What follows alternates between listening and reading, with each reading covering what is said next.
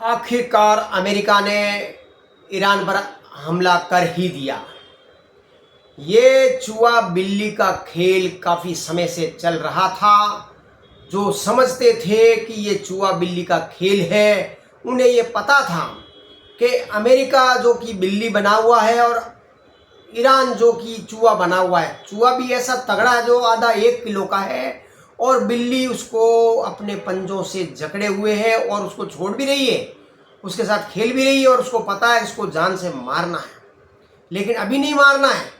ये कुछ महीनों से अमेरिका और ईरान के बीच में ये खिलवाड़ चलता जा रहा था। अमेरिका किसी भी सूरत में ईरान से दबने वाला नहीं है और ईरान को वो नष्ट करके रहेगा। नष्ट करने का हमारा अभिप्राय ये नहीं है कि उस देश को नष्ट कर देगा। यद्यपि हमारा मतलब ये है कि वो ईरान में एक शासन व्यवस्था ऐसी चाहेगा जो अमेरिका के अनुरूप चलती हो। हॉर्मुज जल डमरू जो कि सभी का है, उस पर ईरान कब्जा करना चाहता है और अमेरिका इसी आड़ में ईरान को ख़त्म करना चाहता है, उसकी सरकार को ख़त्म करना चाहता है, वहाँ पे एक कठपुतली शासन की व्यवस्था करना चाहता है। चाहे वो रमज़ान का महीना हो, चाहे वो मुहर्रम का महीना हो, चाहे वो अभी खुमैनी का अंतिम संस्कार जनाजे का दिन हो, अमेरिका ने ऐसे दिनों पर ही हमला किया है। अमेरिका किसी धार्मिक चीज़ को नहीं मानता है, क्रिश्चियनिटी को मानता है, मुस्लिम्स को नहीं मानता है। वो सबसे अधिक धार्मिक दुश्मनों को धार्मिक आधार पर ही पछाड़ता है, उसके रूप में पछाड़ता है।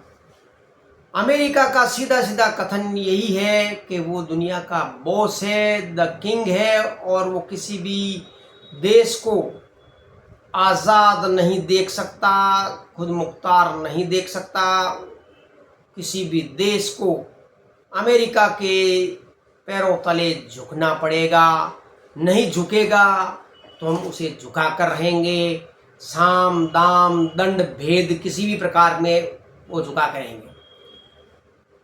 बहरहाल हमारे भारत के नाविक 198 नाविक और 9 कॉमर्शियल शिप इस हॉर्मुज जल डमरू के इस आज के युद्ध में फंस गए हैं। लेकिन ऐसे युद्धों में से हमारे नाविकों ने बड़ी सफलतापूर्वक शिप को, जहाज़ों को बाहर निकाला है और पूरी दुनिया में सबसे ज़्यादा नाविक भारतीयों के ही हैं। जिस प्रकार ट्रक का ड्राइवर होता है, उसी प्रकार शिप का ड्राइवर नाविक होता है और ट्रकों की भांति, ड्राइवरों की भांति, भारतीय ट्रक ड्राइवरों की भांति ही नाविक भारतीय ज़्यादा है।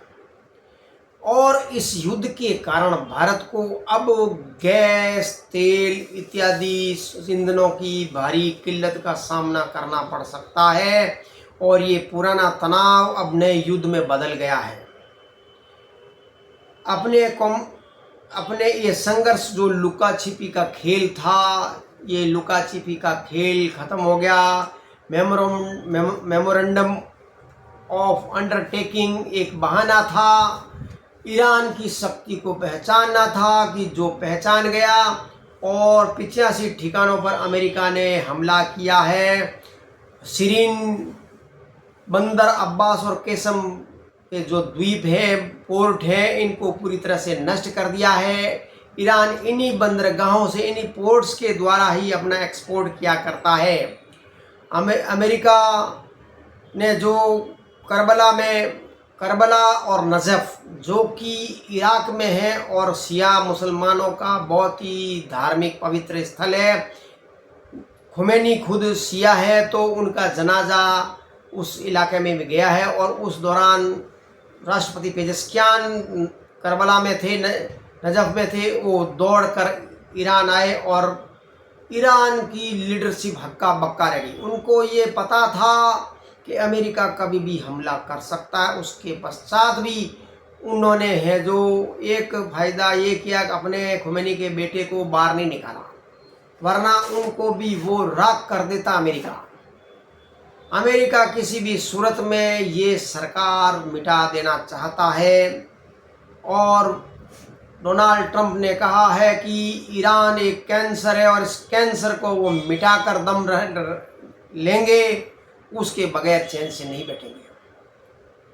दुनिया में डोनाल्ड ट्रंप एक मस्खरा, अपनी बातों का गरीब आदमी कहलाता है, लेकिन वो इन बातों के द्वारा ही अपने दोस्तों में दुश्मनी और दुश्मनों में दोस्ती पैदा करता है, अपने फायदे के काम करता है।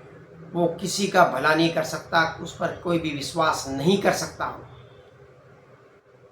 बहरहाल ईरान ने भी पलटवार किया है। उसने भी कतर, बहरीन, दुबई, कुवैत और ओमान में स्थित अमेरिकी सैनिक अड्डों पर भी भारी प्रहार किया है।